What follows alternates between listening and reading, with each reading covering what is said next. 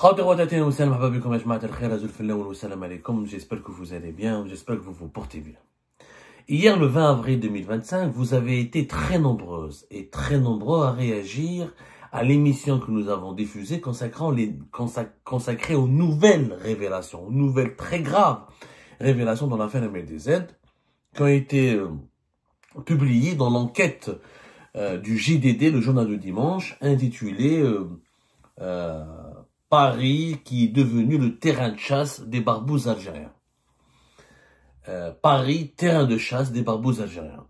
Cette enquête avait révélé l'implication de 3 agents des services secrets algériens, ils ont été qualifiés ainsi, leurs pseudonymes ont été publiés, leur rang a été publié, leur grade a été révélé. 3 agents des services secrets algériens qui avaient le statut d'agent consulaire, dont l'un avait le statut de diplomate parce qu'il était l'adjoint consul ou vice-consul du consulat d'Algérie à Créteil, et 2 autres travaillaient pour le consulat de Créteil ou travaillaient pour le consulat de Créteil. L'un était adjudant et l'autre était commandant. Et le premier avait le rang de lieutenant-colonel d'après les révélations du JDD.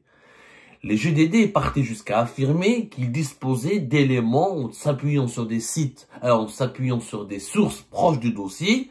Voilà, et c'est appuyé sur des sources proches du dossier, qui lui auraient communiqué des éléments factuels qui démontrent ou qui ont démontré que les services de sécurité français ont pu avoir des preuves affirmant que l'adjudant R, comme il a été appelé par le journal de dimanche, qui est l'agent consulaire qui travaillait pour le consulat d'Algérie à Créteil, qui a été arrêté le 8 avril 2025 et qui a été incarcéré, placé en détention provisoire par une juge du parquet national antiterroriste en charge du dossier de l'affaire de MLDZ, était avait un contact avec l'un des ravisseurs qui ont kidnappé, séquestré, enlevé et voulu attenter à la vie d'MLDZ le 29 avril 2024.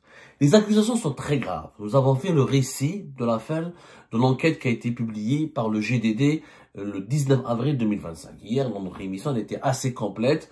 Nous, il y avait des informations que nous détenions. On savait qu'il y avait un vice-consul qui était un adjoint, c'était plus un consul adjoint, pas un vice-consul, un consul adjoint qui était cité dans le dossier, qui a été, on avait révélé en exclusivité sur Algérie Park, il y a de cela quelques jours, qu'il a fait l'objet d'une convocation judiciaire qui a été envoyée par les juges du parquet national antiterroriste de Paris, qui relève du tribunal judiciaire de Paris. Et cette convocation judiciaire, en tant que la justice veut l'auditionner en tant que suspect, pas mis en examen, en tant que suspect. Cette convocation a été envoyée par l'ambassade de France, par l'ambassade d'Algérie à Paris, par l'ambassade d'Algérie en France. On avait révélé quelques informations, on a parlé, on avait confirmé que l'agent consulaire qui a été arrêté par les services de sécurité français qui travaillait pour le consulat d'Algérie à Créteil était effectivement un membre des services secrets algériens. Mais là, le JDD partait encore plus loin, puisqu'il a identifié il affirme que les services de sécurité français et la justice française a identifié 3 suspects. Premier emprisonné, les 2 ont quitté le pays, ont fui la France. Le JDD affirme qu'ils ont fui la France et qu'ils sont recherchés par les services de sécurité français, que le deuxième est un commandant et le premier est un lieutenant-colonel. Les révélations ont été très très graves. Et que l'adjudant R qui est en prison, parce que les pseudonymes ont été révélés, ça veut dire que le JDD a obtenu auprès de ses sources les noms précis, ou les noms de code, en tout cas, les noms précis, apparemment, ils ont leur nom, parce que la justice maintenant les a identifiés, les services de sécurité français les ont identifiés, donc ils ont leur pseudo comme leur nom précis, parce qu'ils ont opéré sur le territoire français, ils étaient accrédités en France, donc ils avaient donné leur nom, avec des papiers, etc. En tout cas, les noms qui ont été communiqués aux autorités françaises, ils sont disponibles dans le dossier judiciaire maintenant entre les mains des juges du parquet national antiterroriste, et le JDD a accédé, visiblement, à ce dossier-là. Et l'enquête a été accablante, a été extrêmement grave, Qui fait 3 agents des services secrets français et algériens, 3 agents des services secrets algériens, identifiés par les services secrets français. Leur implication a été démontrée, un a été incarcéré, les 2 sont recherchés. Et nous avons nous-mêmes d'ailleurs confirmé que la justice française a adressé aussi une convocation pour le commandant, le 2e officier qui travaillait pour le consulat d'Algérie à Créteil, qui a été rapatrié en Algérie. Et les juges français veulent aussi l'auditionner comme l'adjoint consul. Donc il y a 2 convocations judiciaires qui ont été adressées à l'ambassade d'Algérie en France. Maintenant, nous, on a essayé de comprendre. Normalement, le ministère des Affaires étrangères algérien réagit rapidement aux révélations de cette enquête. L'Algérie ne peut pas rester indifférente, ne peut pas rester silencieuse. Quand un média comme GDD, qui est l'un des hebdomadaires français les plus importants, l'un des titres les plus prestigieux, les plus influents de la presse française, fait de telles révélations accablantes qui mettent en cause l'État algérien. Parce que là, on parle d'agents consulaires, d'agents des services secrets, d'officiers des services secrets algériens, donc une institution de l'État algérien. Consulat d'Algérie à Créteil, c'est une institution qui vient du ministère des Affaires étrangères, c'est une institution de l'État algérien. Là, on n'est plus dans les spéculations. Et on parle de contact direct entre l'un de ces trois agents et les ravisseurs d'Ahmed Dezed. Et l'enquête a révélé que le jour même de l'enlèvement, l'homme qui a été emprisonné, l'adjudant R, était dans les parages, sur le site, pratiquement sur le site de l'enlèvement. Il était auparavant sur le site de l'enlèvement. Et qu'il y a des preuves à travers le bornage téléphonique, et même des contacts téléphoniques entre lui et ses ravisseurs. C'est des accusations extrêmement graves. L'État algérien ne peut pas rester indifférent, ne peut pas rester silencieux. Il doit s'expliquer, il doit répondre, il doit nous raconter la vérité, il doit nous dire la vérité. Nous, on a fait l'effort. Algérie Pass, on a fait l'effort, on a contacté des sources algériennes sécuritaires et diplomatiques. On a parlé à des sources sécuritaires et des sources diplomatiques. On a essayé de leur faire parler. Bien sûr, elles n'avaient pas l'autorisation de nous parler publiquement, mais elles nous ont donné on leur a donné, donnez-nous votre version vous ne pouvez pas rester silencieux, vous ne pouvez pas rester indifférent.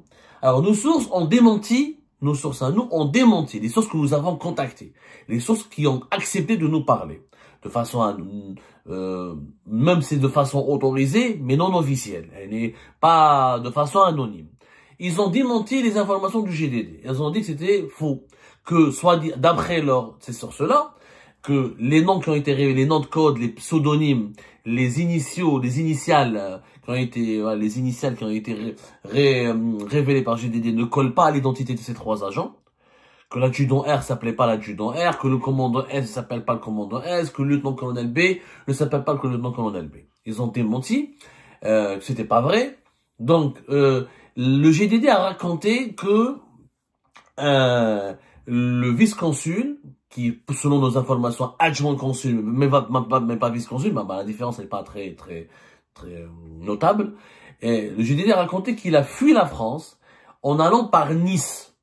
Il a été exfiltré depuis Nice, c'est-à-dire que les autorités algériennes, les services secrets algériens lui ont demandé de venir de Paris à Nice, et de Nice, il a quitté la France, il a rejoint l'Italie, c'est depuis l'Italie qu'il a rejoint l'Algérie, parce qu'il avait peur d'être arrêté par les services secrets français, qui ont arrêté en décembre 2024 un fonctionnaire franco-algérien, la fameuse affaire de Bercy, où le fonctionnaire franco-algérien de Bercy, le ministère de l'économie et des finances, qui avait fourni au consulat d'Algérie à Créteil, à travers cet adjoint consul ou vice-consul, des informations très détaillées, personnelles, sur les adresses, les biens détenus, les adresses, surtout les adresses et la localisation d'une trentaine de personnalités ciblées par le régime algérien.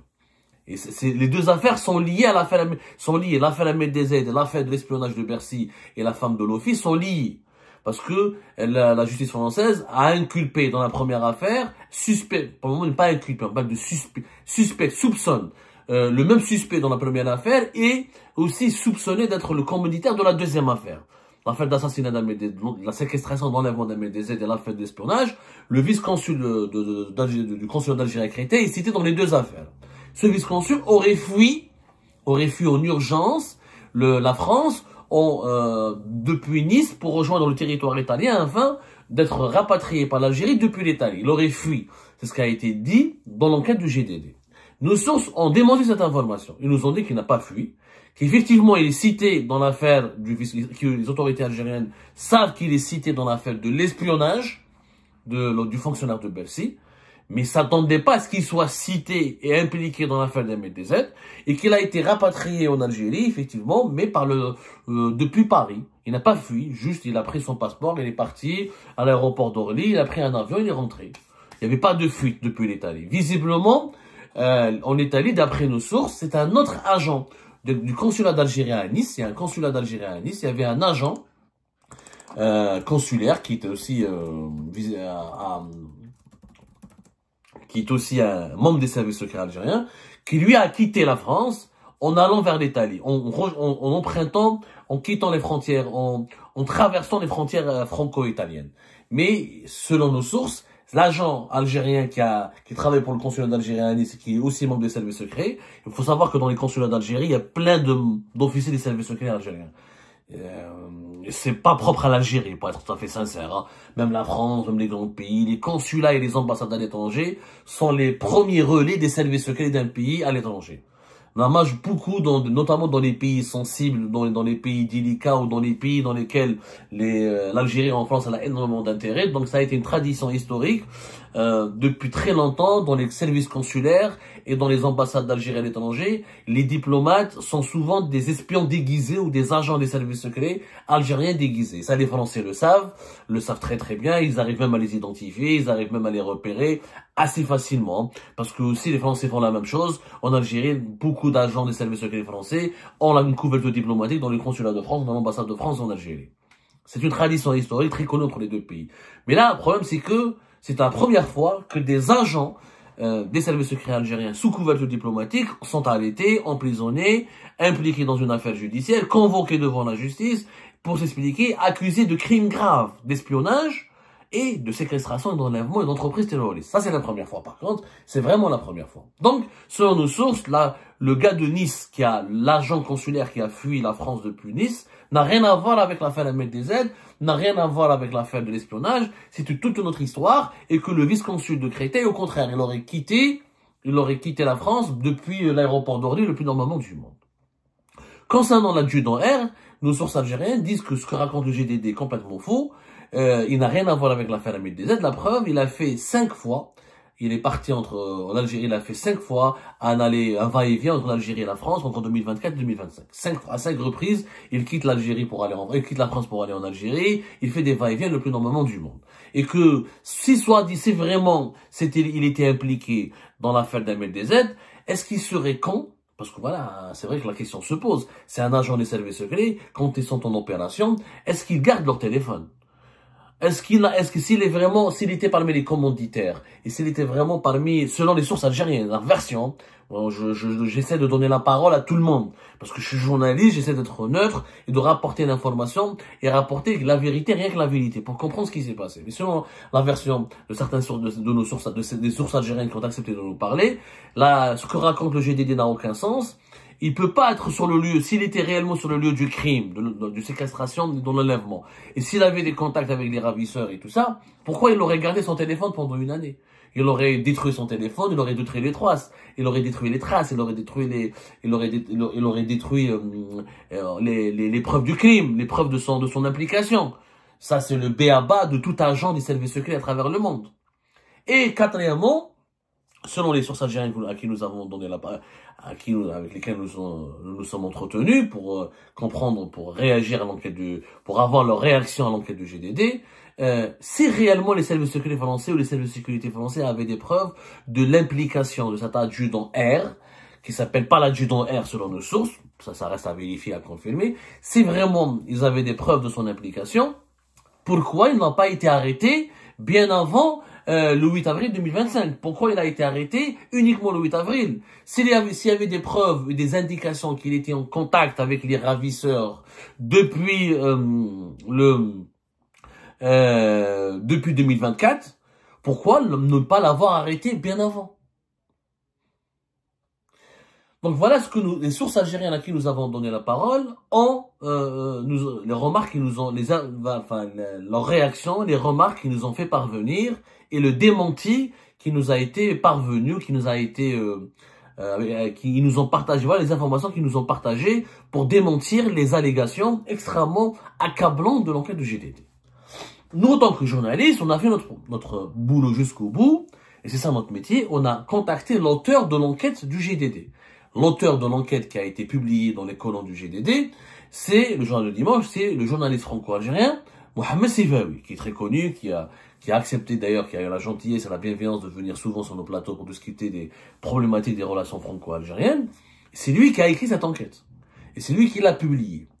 Et donc, nous, on s'est entretenu avec lui, on lui a posé des questions, on lui a dit, voilà, nos sources algériennes démontrent ce que tu as affirmé dans ton enquête, et ce que tu as affirmé d'ailleurs est tellement grave, as-tu vraiment les preuves et les sources assez fiables pour défendre ce que tu as dit? Parce que c'est grave de dire que dans une enquête, que les ravisseurs étaient en contact avec l'agent du consulat d'Algérie à Créteil, c'est extrêmement grave. Mais c'est une accusation inédite.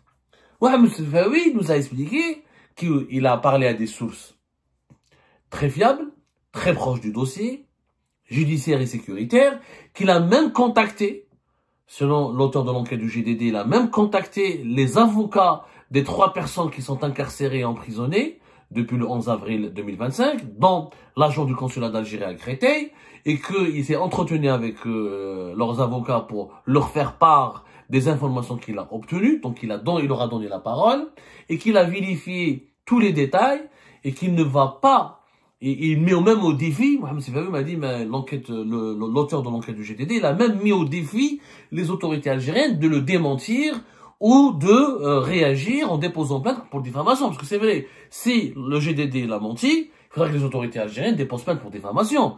Pas pour l'injure, parce que c'est grave.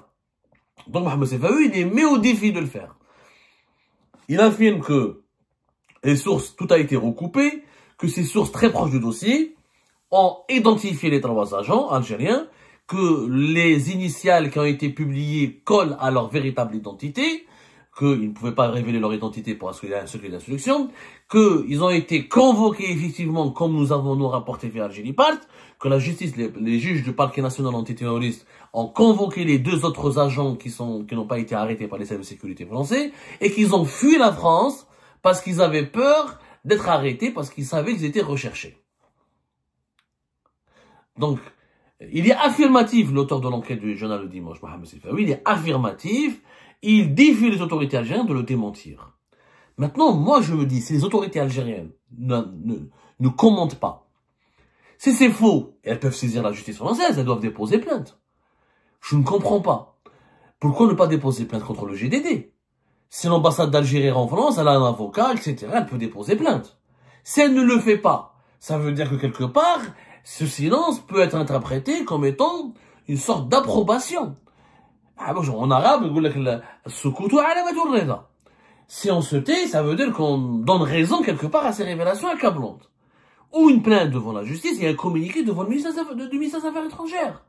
Le ministère des Affaires étrangères, il a fait des communiqués sur MLDZ en traitant de voyous, etc. Mais nous, on veut un communiqué où il y a des réponses aux révélations. Pas un communiqué pour insulter, pour diffamer. Les insultes et les calomnies, c'est pas ça la réponse. Parce que, si vous n'avez celui qui n'a rien dans le ventre, celui qui n'a rien à se reprocher, il parle et s'exprime. Il parle et s'exprime.